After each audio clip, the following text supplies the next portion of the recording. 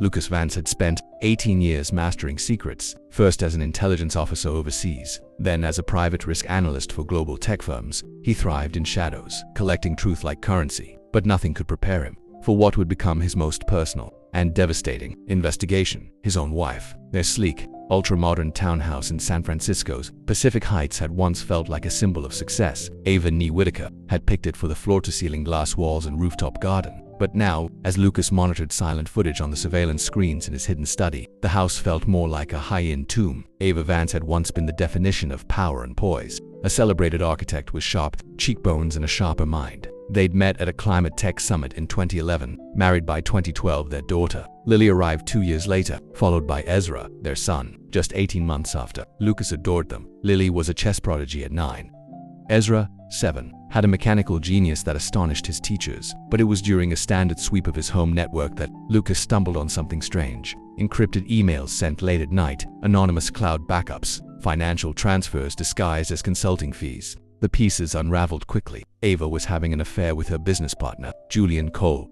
Lucas had actually introduced them years earlier during a university fundraiser. Julian was everything you'd expect from a rising star. In green real estate, charismatic, polished, and hollow inside. For over a year, they'd been playing house in private. Lucas had hidden cameras, digital trails, and phone pings to prove it. But the betrayal went even deeper. Ava and Julian weren't just planning to leave Lucas, they were planning to annihilate him. Lucas found the message on her encrypted tablet. If we prove he used company funds for his surveillance ops, the prenup won't stand, and my uncle's still the head of the family court. I'll get sole custody without a question, Ava had typed. The final blow. Lily and Ezra don't need him. He's always flying somewhere anyway. Let him spy on someone else for once. Lucas sat frozen for hours, not from heartbreak but from the storm building behind his calm. They didn't just want to end the marriage, they wanted to erase him. He gave himself 100 days. That was the mission. In that time, he quietly transferred his crypto and foreign assets to secure trusts. He prepared an exit plan, but most importantly, he turned his focus onto the Whitaker family. Ava's uncle, Clarence Whitaker, was a family court judge in California. Her father, Elliot Whitaker, who owned massive interests in West Coast development hotels, ports, shipping contracts, a dynasty built on concrete and cash. Lucas dug deep and found gold. In 2009, Ava's uncle had sealed a case involving a heir to a shipping firm who'd killed a young mother and her son in a DUI crash. The driver walked. A week later, the firm made a generous philanthropic donation to the judge's nonprofit. The kicker, the mother killed in the crash, had been a whistleblower on Elliot Whitaker's illegal dumping of industrial waste in the Bay. Lucas compiled everything. Court transcripts, photos, bank wires, audio files. One, in particular, of Clarence making a thinly veiled threat to a prosecutor was chilling. And then came the day. Julian's smirking attorney, Mitchell Crane, swaggered into Lucas's office with 2 assistants, divorce papers in hand. You're done, Mr. Vance. She gets the house, the kids, the brand. You get memories, Crane said smugly. Lucas barely looked up. Do me a favor, he said, sliding a thick envelope across the table. Deliver this to your client. Crane opened it instinctively, then went pale. What is this? Justice, Lucas said. Or maybe mercy, depending how you see it. Within hours, chaos erupted. Ava called Lucas 4 times, voicemail.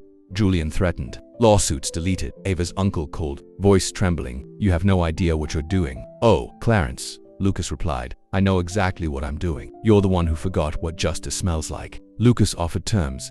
Ava drops all claims, signs full custody to him. Julian forfeits his company shares, and Clarence resigns quietly. No press, no prison if you vanish and leave my kids out of your corruption. They tried to resist, briefly, but Lucas wasn't bluffing. He had evidence that could incinerate not just reputations, but legacies. Julian's lawyers went silent after the FBI showed up at his office. Ava crumbled when Lily asked her point blank, why are the news people saying Grandpa's a criminal? Final meeting. Lawyer's office. Crane looked exhausted. Ava like a woman defeated by her own ambition. You win, she said. Say it properly. Lucas replied. I tried to ruin you, and I failed, she whispered. But Lucas wasn't done. One more thing, Julian. He emptied all your secret accounts last week and left the country. He's in Croatia with your assistant. They were planning it before you even filed. He dropped a photo on the table. Julian at the airport with Ava's 26-year-old intern. He used you to get to me, Lucas said coldly. But you did the damage yourself. Ava broke down completely. You can't take my kids. I'm not taking them. I'm saving them. 3 months later, Lucas watched Lily and Ezra build a fort in the backyard while the wind carried laughter through the trees. Ava had moved to a small town in Arizona,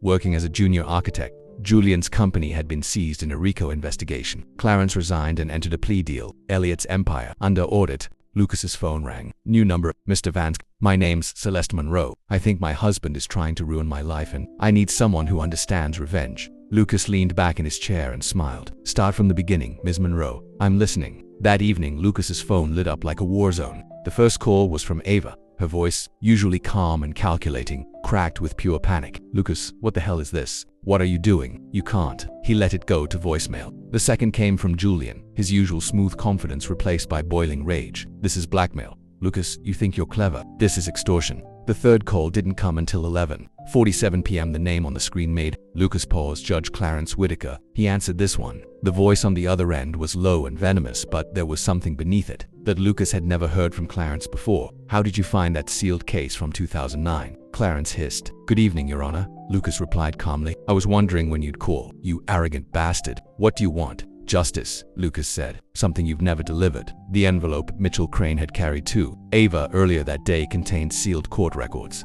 photos, audio files, and financial data. Enough evidence to expose a conspiracy that led to 2 deaths and helped build the Whitaker family fortune. It would not just end Clarence's career, it could send him and his brother Elliot to federal prison. You can't prove anything, Clarence growled. I can prove everything, Lucas said. Wire transfers from Pacific Freight to your nonprofit, campaign contributions from shell companies owned by Elliot, and a photo of you at a charity gala 3 days after the whistleblower's death, laughing with the company exec who got off scot-free. There was a long, bitter silence. What do you want? Clarence asked finally. Lucas didn't hesitate. Ava withdraws the divorce. She signs over full custody, no visitation rights. Julian sells his shares in your development firm to my holding company for $1, and you resign quietly. That's impossible. Ava will comply. Lucas interrupted, ice in his voice. Because the alternative is her uncle in federal prison and her father's empire frozen by a federal audit. The alternative is the media finally reporting what happened to the whistleblower, who died trying to expose your illegal dumping. You're destroying a family. Lucas gave a humorless laugh. Your daughter and her lover tried to erase me from my children's lives. Your entire family built their empire on lies and corpses. There's nothing left to destroy, just consequences. Over the next week, Lucas watched as his plan took root. Ava tried to resist, still clinging to the illusion of her family's untouchable power. She called in favors. She hired a crisis consultant. She even tried to flip the narrative in the press. Julian, meanwhile, launched a counter-investigation into Lucas's past. He found nothing, just the tightly controlled legend of a foster care orphan who became a national security asset and then built a respected private firm from scratch. When federal agents showed up with subpoenas at Whitaker Global's headquarters, things unraveled fast. The media received anonymous tips. Old court cases resurfaced. Ethics panels began asking questions Clarence couldn't ignore. By the time Ava was summoned to her lawyer's office for a final meeting, Julian had already disappeared. The final confrontation unfolded in a sterile, glass-walled conference room. Mitchell Crane looked like a man who hadn't slept in days. Ava sat stiffly in her seat, stripped of the power that had once radiated from her like heat. You've won, she said. Hollow. Lucas studied her face, once the center of his world. Now, just a mask of regret and calculation. Say it, he told her. Say what? That you never loved me. That you planned to ruin me. That you tried to take my children. Ava's mask cracked. You were never good enough, Lucas. You were a nobody with a tragic backstory. My family pitied you. Lucas's voice was ice. That nobody just ended your family's dynasty. He slid the new agreement across the table. The prenup was void. This document granted him full custody, all shared assets, and left Ava with nothing but a small trust fund, barely enough to survive, certainly not enough to rebuild. You're also signing away visitation rights, he said. They'll know the truth one day, Ava whispered. They will, Lucas replied. They'll know their mother chose a con artist over her children. She signed, each signature more robotic than the last. As Lucas gathered the paperwork, he paused. There's one more thing you should know. Ava looked up, confused. Julian isn't vanishing because I forced him to. He's vanishing because he was never staying. He placed a photo on the table. Julian had lax arms around a young brunette woman. Her name's Sierra, Lucas said. Your assistant. If I'm not mistaken, he's been with her for months. Ava's face drained of color. No, he wouldn't. Lucas placed a second page beside the photo bank records, showing every one of her hidden accounts had been emptied into an offshore entity Julian controlled. He took everything you thought you were keeping, just like you tried to do to me. As he stood to leave, Ava's voice cracked again, this time from real pain. You can't take my kids. Lucas didn't even turn around. You gave them away the moment you tried to destroy their father. He's not disappearing because I forced him to, Lucas said calmly, locking eyes with Ava. He's disappearing because 3 days ago, Julian transferred every asset he owned, his equity, offshore funds, even his retirement accounts, into a shell company registered in the Cayman Islands. And then he boarded a one-way flight to a country without a U.S. extradition treaty. Ava's face went pale. That's not possible, she whispered. Julian loves me. Lucas slowly placed a photograph on the table. It showed Julian Cole at LA, his arm wrapped around a petite brunette woman Ava didn't recognize. Her name's Sierra. She's your junior project coordinator. They've been together for 6 months. Julian's been playing both of us. His plan was simple: wait for the divorce to go through, take your money, and vanish with her. Ava stared at the image as if the world had tilted beneath her feet for the second time in a week. Her lips trembled, but no sound came out. The difference between you and me, Lucas continued, his voice quiet but razor, is that I never trusted him. I investigated everyone in your life, including him, and when I discovered what he was planning, I made sure he couldn't execute it with your money. You're lying, Ava snapped, trying to summon some version of her old self. Lucas calmly placed a second document on the table. Bank records, showing every one of Julian's accounts, had been drained and redirected into the shell entity. He left you to face the fallout alone, Lucas said coldly, exactly like you planned to leave me. As he turned to leave, Ava's composure finally shattered. You can't take my children, they're mine. Lucas turned back, his face unreadable, cut from stone. You gave up that right when you tried to destroy their father. Lily and Ezra deserve better than a mother who used them as weapons in a power grab. Someday they might hate me for keeping you away, but they'll never doubt that I fought for them. 3 months later, Lucas sat at his desk, sunlight pouring through his office window. Outside, Lily was teaching Ezra how to ride a bike, her laughter floating through the open window as he wobbled across the lawn. They had adjusted faster than he'd imagined, resilient, grounded, and finally safe. The Whitakers had not fared as well. Judge Clarence Whitaker had resigned from the bench after the investigation led to a plea deal and house arrest. Elliot Whitaker's development firm was under federal review, its assets frozen, and the whistleblower's surviving family had filed a wrongful death lawsuit. Ava Vance had vanished into obscurity, last seen working part-time at a design coop in Flagstaff, Arizona. Her name no longer appeared on any company letterhead. Her reputation was radioactive. Julian Cole had indeed escaped, but not cleanly. Before he could get comfortable, Lucas's team had seized his remaining offshore assets and funneled them back to restitution accounts. He was broke, exiled, and forgotten. Lucas was just pouring a fresh cup of coffee when his phone buzzed. Unknown caller. He picked up. Lucas Vance. Mr. Vance, my name is Celeste Monroe. I think my husband is trying to ruin my life and I need someone like you. Lucas leaned back in his chair,